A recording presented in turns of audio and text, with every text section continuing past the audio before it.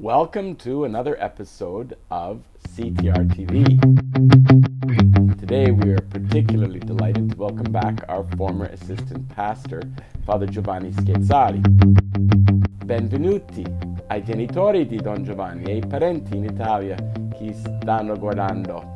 Benvenuti.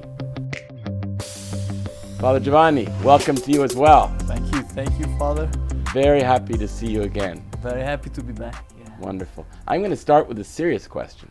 The pandemic, which has been merciful in our part of the world, had a very strong start in northern Italy, where your large family is from.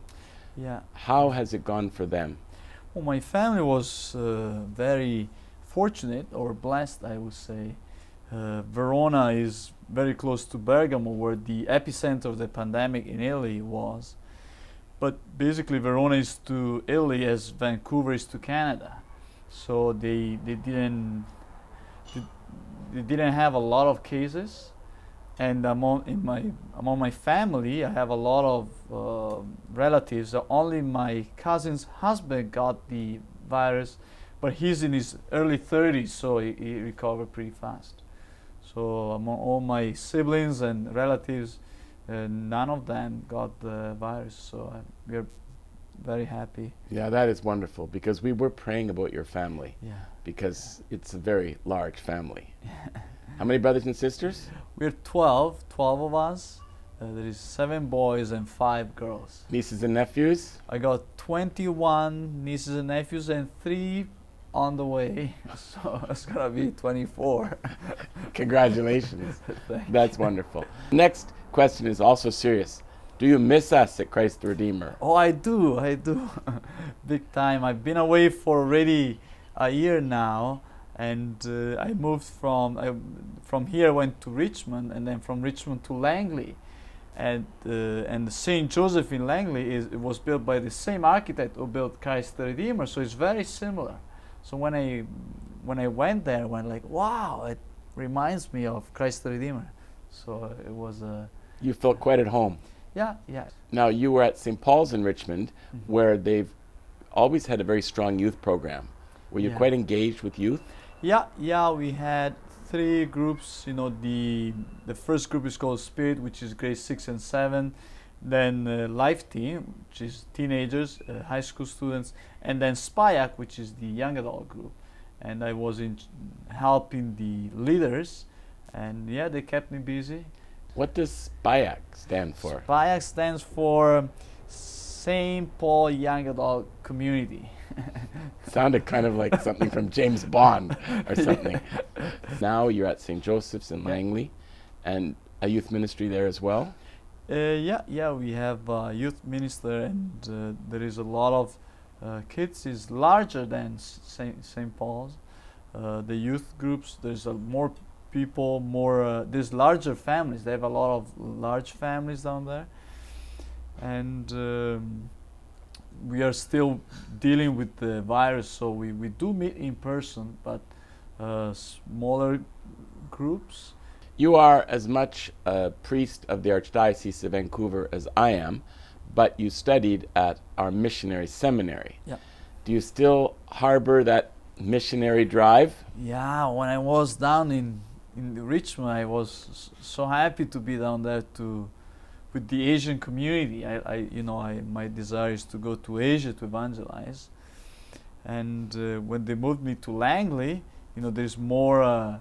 There's still an Asian community, but not as big as in Richmond. And I like to go.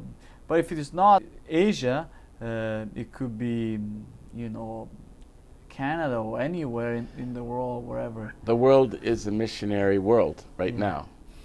Oh yeah. It's true. Yeah. Every place is a mission territory. Yeah, and with the virus, we really can't go anywhere. So, here I am. Then there's lots to do. Yeah. To do. Now, when you were at St. Paul's, you were there basically for about half your time before the COVID hit. Yeah. And how did you experience that? The lack of public masses and so on. It was really sad at the beginning, really sad. We were 3 priests down there. So we had mass, only the 3 of us with 2 sisters. But it didn't take a long time before we realized that we had to do something. So to move, online with live streaming masses, and then slowly, when people were allowed to come back, 50 people, that was already a big blessing. The quite sad was Easter time, because COVID hit right before Easter or during the Lent season, and so it was a very small group at the Easter Vigil and the Easter Masses, but nevertheless we had a celebration, and we had one Mass online so people could participate. It was quite an experience, I must say. Now, let's talk about online, because no one ever accused you of being a quiet, timid preacher. You have energy and a lot of, you're a fervent style of preacher. How do you find preaching to the camera? How does that work for you? Well, now I'm kind of used to it a little bit more than when we started in March. But at the beginning, I don't know, I imagine the people out there, like I did a school mass, and I asked the people helping me, can you show this picture while I'm preaching? They say, yeah, we can do that, Father, half a screen, okay. And so I say, okay, for example, and then I said, ta-da! I knew you'd adapt to this. I knew it. And the image came out at the exact moment. And so I couldn't see it, but can I imagine it? And at the end of the Mass, they told me, Father, it was just excellent, right, perfect timing. And then I would ask questions like, okay, who is the main, who is talking with Jesus in the Gospel? And I would say, okay, raise your hand. Even though I didn't have any student, I said, you, not you, the other you. And the kids back in their own homes, they would, play with that, and they believed that I could actually sit there. No, yeah. So I'll take that as a yes, I adapted to the new technology. Yeah. What about Zoom? Are you doing much on Zoom? I did a lot of Mass on Zoom, especially for my family in Italy, so that was great to see them. I had Masses for Toronto, for other people, I know people. I was a missionary in Colombia for a year, so from Colombia they called me. And it wasn't easy to arrange the time, different. And they called me from India, someone, but they wanted Mass like 3 in the morning. Like, I'm not a morning person. I never noticed. But Zoom, I'm a bit zoomed out, Yes. a little bit. So I'm happy that at St. Joseph, they're opting for in person, and so the Zoom masses I'm not doing any more Zoom masses. Not that I don't want to, but a lot of the groups they decided not to use that anymore. It was okay, but it's very impersonal, and then sometimes the internet didn't work, or yes, we're at the mercy of the technology sometimes. Yeah. Now, what about the neo-catechumenal communities that you are associated with?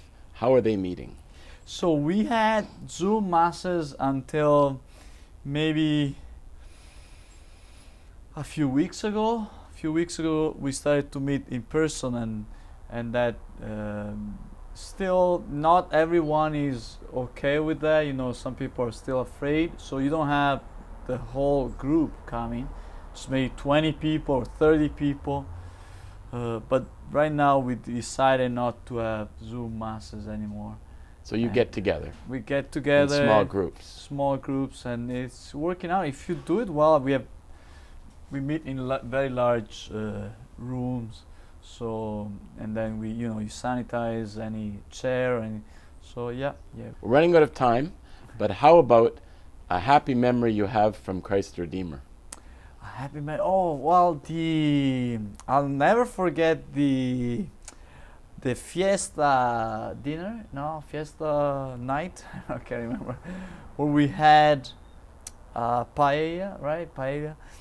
And so I had to wear a Mexican suit, and I played a song. So that was real. I have a lot of pictures from that evening, and it was really beautiful. And I'm so happy that the people, and after 2 years, this is the only parish that I've been 2 years with. So you really get attached to the people, and I miss them a lot. So anytime I'm back here hiking or skiing, I've been coming. I've seen a few, and visited a few people here in North Van. So great memories. Yeah. I think our lasting memory of you will be with a guitar and a sombrero. That's for sure. Thanks for being with us tonight. It's a real joy for us and everyone watching. Thank you for for me. inviting me. It's great to be here. Thank you. Okay.